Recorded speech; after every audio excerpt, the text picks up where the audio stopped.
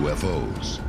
People claim to see them all the time. Disc-shaped ones, balls of light, motherships. We can picture them from the outside, but what do they look like on the inside? Who has been up there? And what did they see? Join us as we investigate famous alien abductions and the abductees' descriptions of inside UFOs.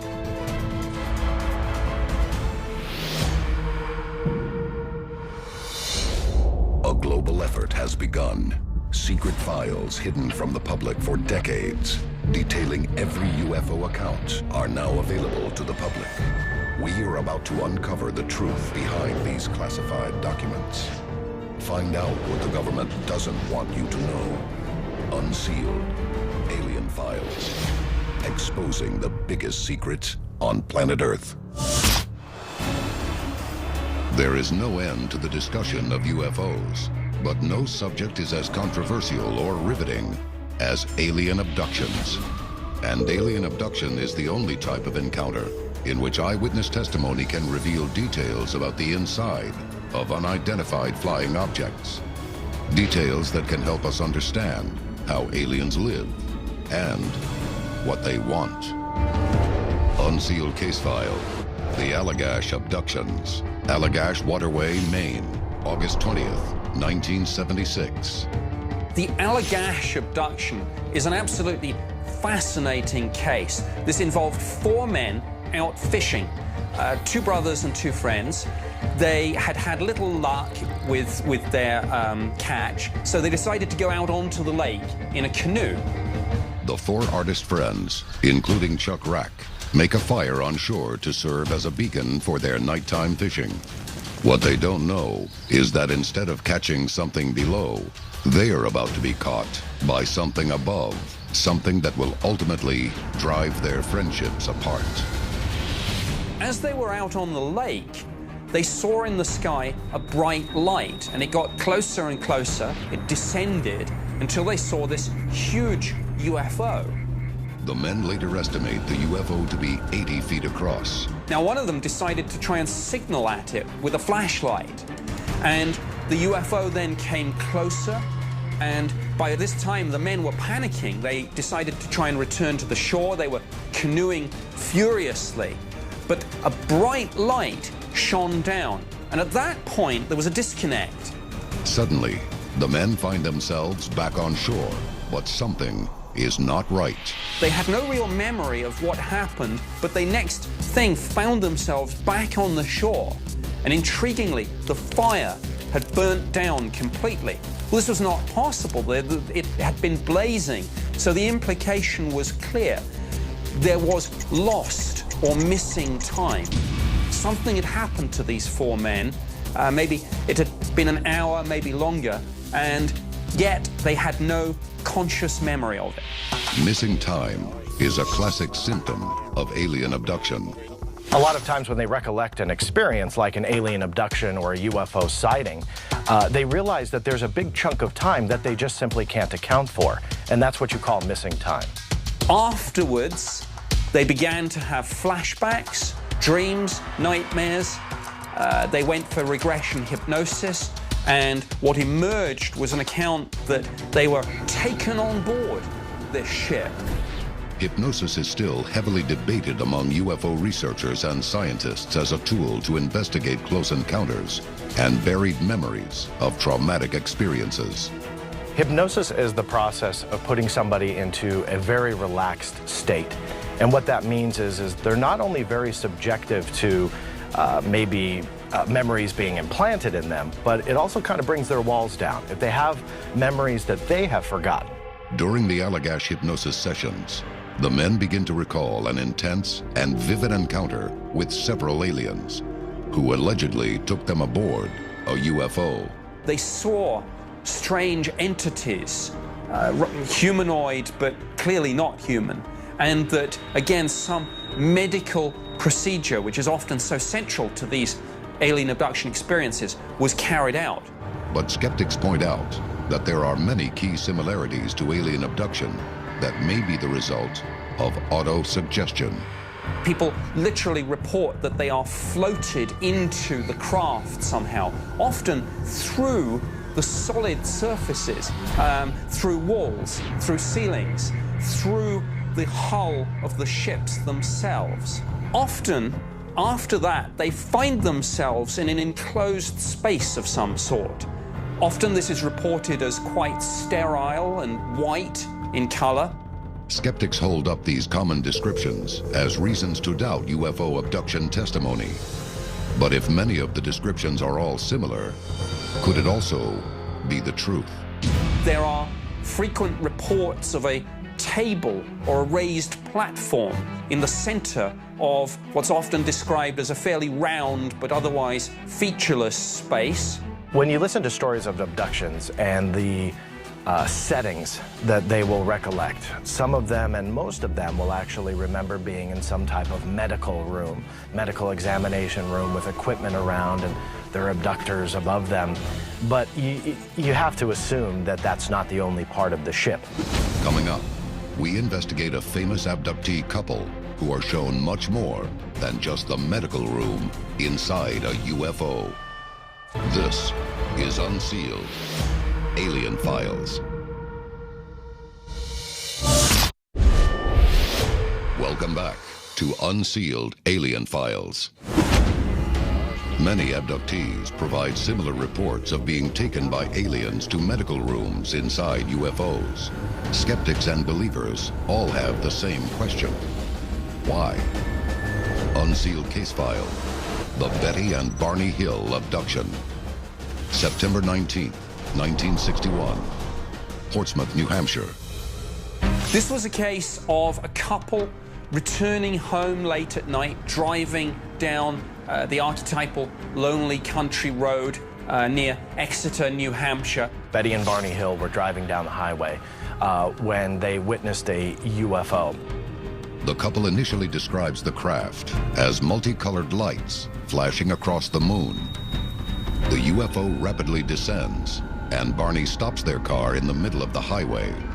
A huge, silent, disc-shaped craft hovers in front of them. Using binoculars, Barney claims to see 11 humanoid figures staring out of the row of windows. And as the craft then hovered over their car, cast a big light down on them. Fearing for their lives, the couple jumps back in their car, but are pursued by the UFO. The next thing they know, they wake up 35 miles farther down the road. This was a route and a journey that they were familiar with. So what happened in that period of so-called missing time? Despite the shared incident, Betty and Barney Hill try to return to normal. And under regression hypnosis, out came an account that it wasn't just a distant sighting of a UFO, but this thing actually landed, and they were forcibly taken onto the craft. Under hypnosis, the Hills recount harrowing stories. The medical examinations, the abductors looming over them, taking bodily fluid and samples. They both recollected this, and you gotta ask, well, what really happened to Betty and Barney Hill? Barney Hill claims the aliens were almost human, and that they took him to a small examination room and placed him on a rectangular table. Firstly, it does appear that a lot of this is quite functional.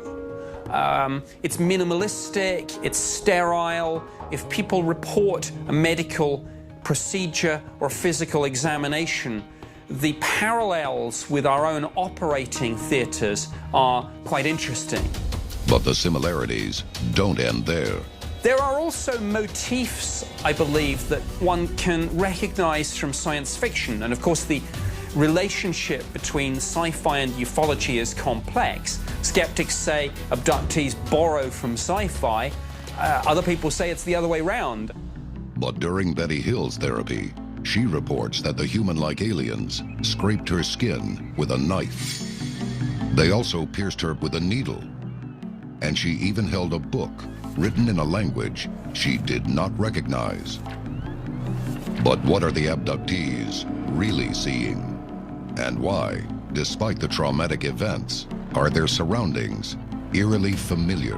One phenomenon that's been noted with a lot of the abduction reports is what's called cultural tracking. The idea that the technology the abductees report is almost just a little bit ahead of us, our own technology, but not so far ahead of us that it's indistinguishable. A viewing screen is obviously a viewing screen. A computer does seem to be a computer, even though it's different in some respects from our own. So there's a sort of familiarity here. Which may explain why experiencers and abductees who are in different parts of the world that experience different abductors with different physical features, why the ships themselves are different as well. With so many common similarities across many abductee reports, the question remains, is alien abduction testimony merely a fabrication?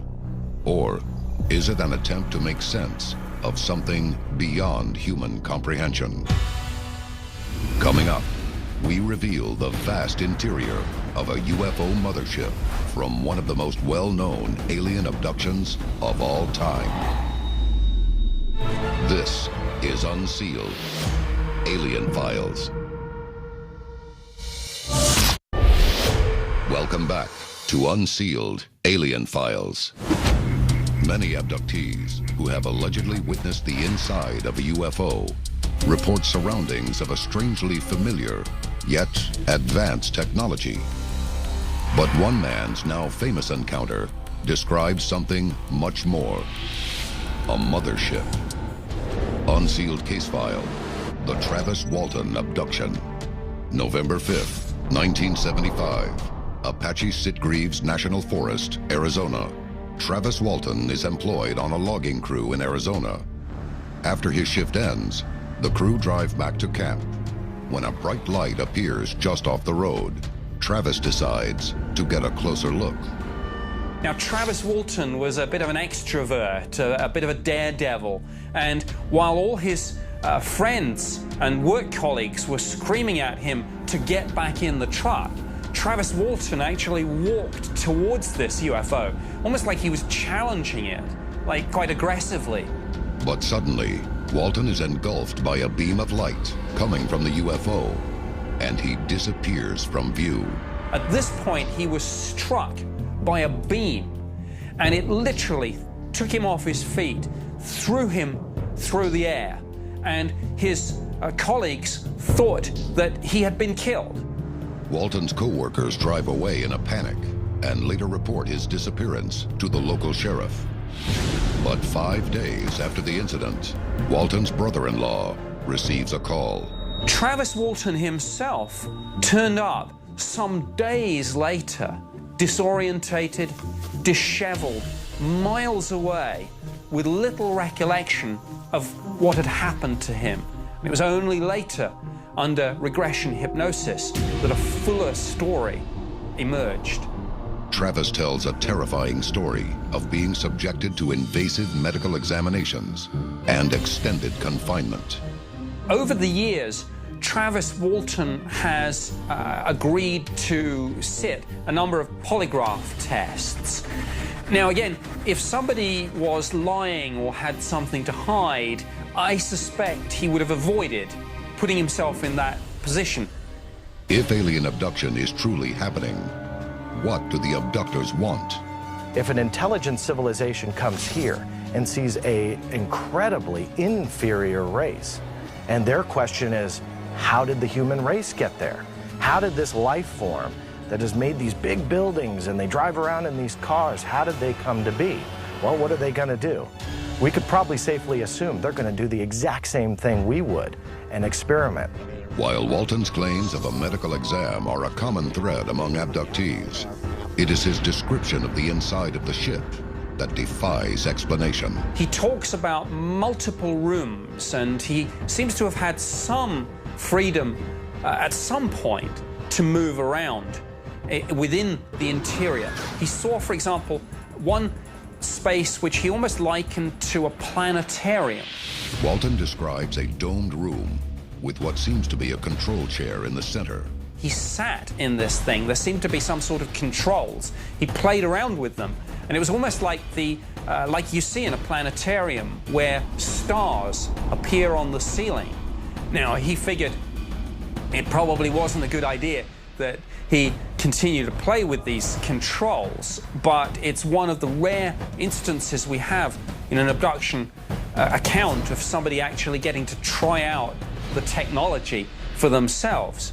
Walton is then escorted to another room in the spaceship that he claims is as large as an airplane hangar. He reports this as being a cavernous area where within the ship there were all these smaller craft, rather like the one that he was taken into. Walton witnesses multiple disc-shaped craft parked in the room that are each up to 60 feet in diameter. The intriguing parallel here is, I guess, the idea of an aircraft carrier. I mean, people talk in the UFO field and with alien abductions about scout ships and motherships. It's clear from Travis Walton that he was taken from a scout ship onto a mothership. Are UFOs encountered on Earth merely the pathfinders for a colossal mothership? Again, if one considers Travis Walton's account of all these other spaceships just existing within one space in the larger ship, it gives you some sense of perspective here. It tells you that the mothership must be huge. And I mean, some alien abduction accounts talk about spaceships the size of strip malls and football fields. Clearly, that's what Travis Walton was dealing with. When you look at the stories about the shape and the size and the color and the texture of the alien spaceships that these abductees are taken away in, there just are a wide variety of species and types of craft, or UFOs, that are visiting us and are above our skies. Up next, we investigate alien abduction behavior and discover that it may not be much different from our own.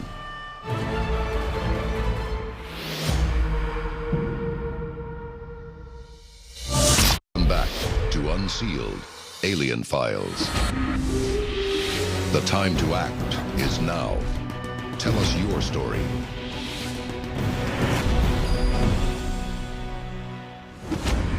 Alien abduction evidence suggests that UFO motherships may be hiding in our orbit and sending scout ships to examine our planet and its various life forms, including the human species. But some experts maintain their actions and methods are not unlike our own. Now, alien abduction tales are very hard to believe. It's a tough pill to swallow, don't get me wrong. But when you truly compare it and contrast it to the human race, to the science that we know, that we've learned from, that we've developed in just the last 150 years, when you look at that, we're on the same path. There's absolutely no difference between these crazy stories that some like to dismiss as just being fantasy versus our science that we've already done. So I think we're just pretty much on a crash course for the same path. It's just a matter of who's going to do it first. In all of these abduction reports, what's really critically missing is some absolutely definitive corroboration. Eyewitness testimony is important, and when it's corroborated independently, that's evidentially significant. But what we really need is information. And I think it's only a matter of time that if abductees are truly experiencing these types of rides on an alien spacecraft, some of them are more joyous than others, admittedly, but if they really are experiencing this, I think one day our digital technology will capture it. The extraterrestrials, if that's what we're dealing with, would only have to slip up once. And an abductee would only have to get lucky once and sneak something off the craft, and it's game over. And I look forward to the day when someone will manage to smuggle some artifact off a spaceship. And when that day comes, abductees may end up being the ones to prove the existence of extraterrestrials once and for all. This is Unsealed, Alien Files, exposing the biggest secret on planet Earth.